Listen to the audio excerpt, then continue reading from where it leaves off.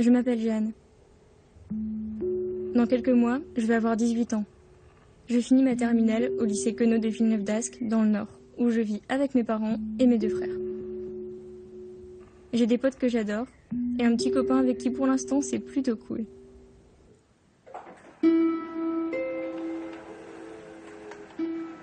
Bref, je suis une fille comme les autres. Enfin, presque.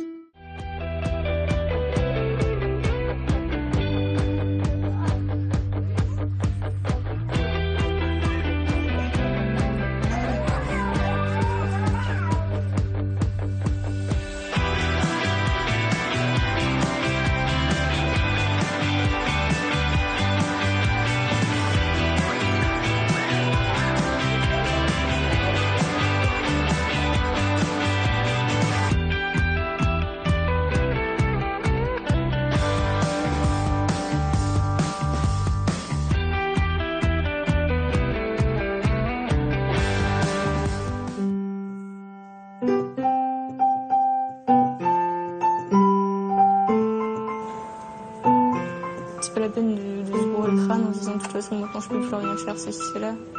Même si ça m'arrivait beaucoup quand j'étais petite, je me disais maintenant je suis en fauteuil, qu'est-ce que je peux faire Enfin, du coup forcément tous les jeux changent quoi.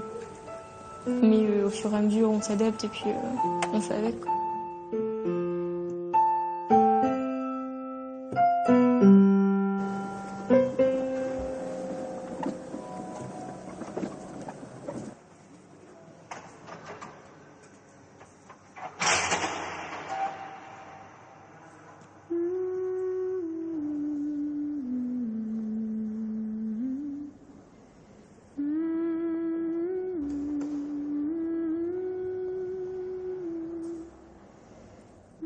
Oui, je crois en Dieu. Mais est-ce que c'est important? Je sais pas. Tu peux parler plus. Je peux parler plus fort, tu penses?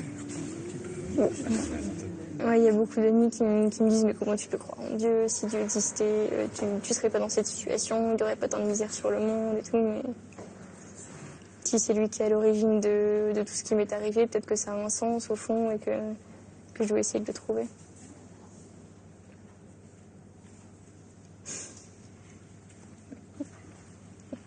Ils vont se dire elle est tarée.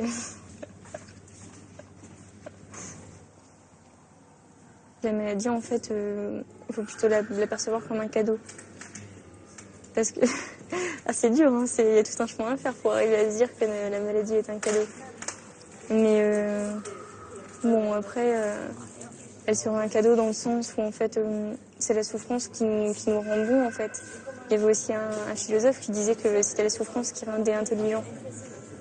Et voilà, elle peut rendre intelligent, elle peut rendre bon, mais dans ce sens-là, en fait, ce serait un cadeau. Bon, après, c'est vrai qu'il y a des moments où t'as un peu de mal à dire que c'est quelque chose qu'on t'a offert dans un joli petit paquet à ta naissance, quoi, mais voilà. Si j'avais pas été celle que je suis, donc avec la myopathie, avec le diabète, avec toutes les autres bidouilles qui sont arrivées, je pense pas que je serais celle que je suis aujourd'hui, donc j'ai pas forcément envie de... Enfin, je regrette pas en tout cas. Je peux espérer de l'avenir, mais je regrette pas du tout ce qui s'est passé avant, quoi. C'est comme ça, c'est tout. Puis on accepte et on passe à autre chose.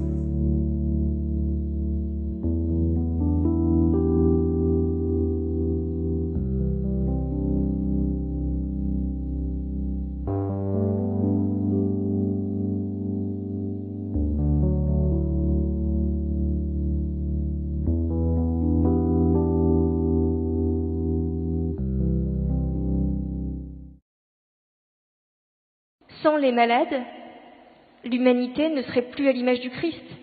Que serait finalement le Christ sans ses stigmates? Il doit bien y avoir quelques malades pour représenter cette part de souffrance de Dieu. Et nous ne sommes que son reflet. J'ai pas eu de chance, ou j'en ai eu beaucoup, ça dépend du point de vue. Mais en plus de la myopathie, j'ai développé une maladie de peau, peu après la perte de la marche. J'ai perdu ma peau de la tête aux pieds, on n'a jamais su ce que c'était non plus. Décidément, je multipliais les mystères. Il y a quelques années, j'ai encore développé un diabète. Donc finalement, j'enchaîne un petit peu.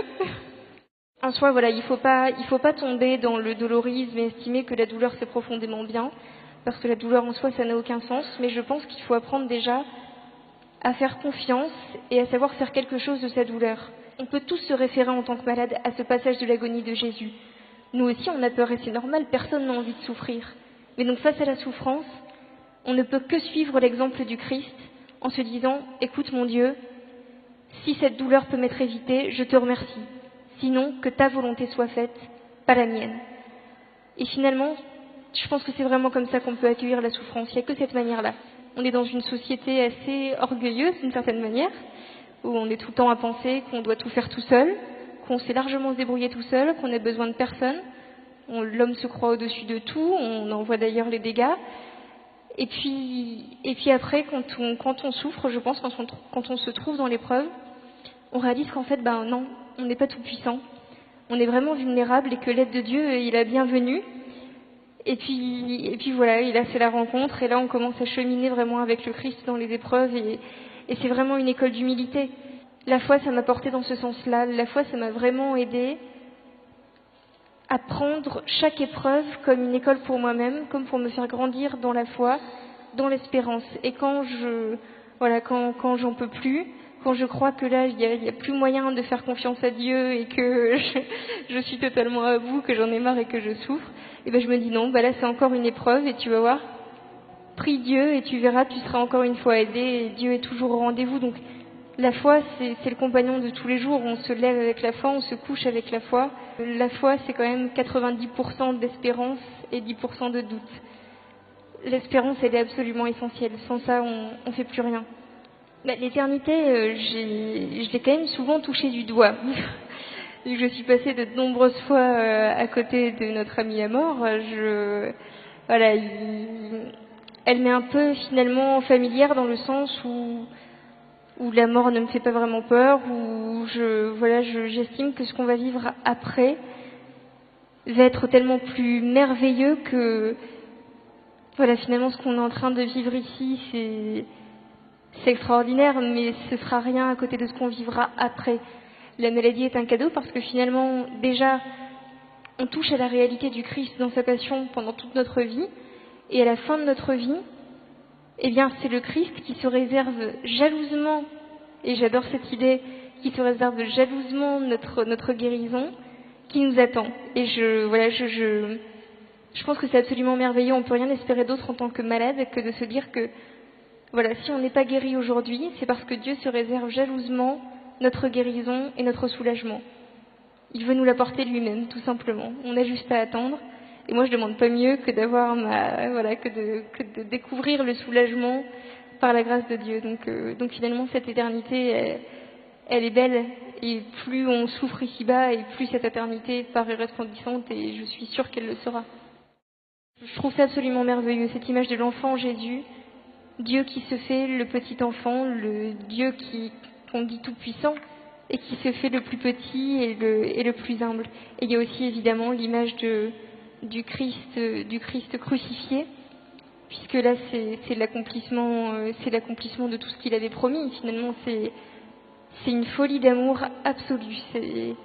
Il pouvait à tout moment dire j'ai assez souffert, j'ai assez donné, je remonte vers mon Père et puis basta. Non, il est resté jusqu'au bout. Il a tout souffert avec nous parce qu'il l'avait décidé dès le départ, et il est resté fidèle à sa promesse. Il est resté avec nous jusqu'à la croix, jusqu'au désespoir, jusqu'à l'âme mortellement triste, comme il le dit lui-même. Donc il n'y a pas d'image qui puisse plus me toucher. Quand il dit « Tout ce que vous ferez au plus petit, c'est à moi que vous le ferez », c'est une parole qui m'avait beaucoup marquée. Déjà parce qu'il s'identifiait au plus petit d'entre tous, mais en plus parce qu'il donnait un message, cette fois-ci, non pas aux malades, mais aussi aux soignants, en leur rappelant que c'est presque un honneur de servir les malades, et que c'est merveilleux d'avoir l'occasion de soigner le Christ, d'avoir le Christ à portée de main en aidant n'importe qui d'entre nous. C'est quand même assez miraculeux. Donc cette parole, je la trouve très très forte. Et si on la prenait, je pense, plus au sérieux, les hôpitaux, je pense qu'on pourrait les appeler sanctuaires finalement. J'ai fait la connaissance de Lourdes au début de la maladie, quand je suis tombée malade, et juste avant de perdre la marche, quand je tombais beaucoup. Et j'ai un souvenir ici très très fort quand j'avais 7 ans et que mon petit frère venait chercher de l'eau de Lourdes au niveau des sources là-bas et qu'il m'en mettait sur les genoux pour guérir mes plaies puisqu'il était persuadé que l'eau était magique et que ça allait me guérir. Et finalement c'était déjà un petit miracle parce que c'était peut-être pas la guérison physique mais c'était déjà la guérison intérieure. J'espère pas vraiment la guérison du corps parce que la plus grande guérison que j'ai reçue à Lourdes c'était celle j'ai reçu la paix du Christ telle qu'il nous la promet et qui nous donne cette béatitude et ce bonheur tout simplement en fait. Je me sens entière et heureuse avec ce corps que j'ai pas choisi mais que Dieu m'a donné. C'est une belle histoire d'amour je trouve avec cette ville mariale parce que on y est bien. C'est la ville où les malades sont accueillis à bras ouverts par la Vierge Marie et ça se sent profondément.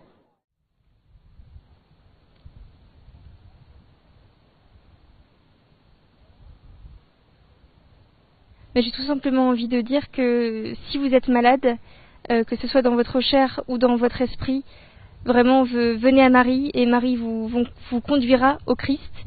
Marie vous donnera la main et je suis certaine qu'elle vous donnera cette paix dont j'ai hérité et voilà, qui me permet aujourd'hui de vivre une vie heureuse avec le Christ, avec Marie et voilà, et qui nous porte en fait.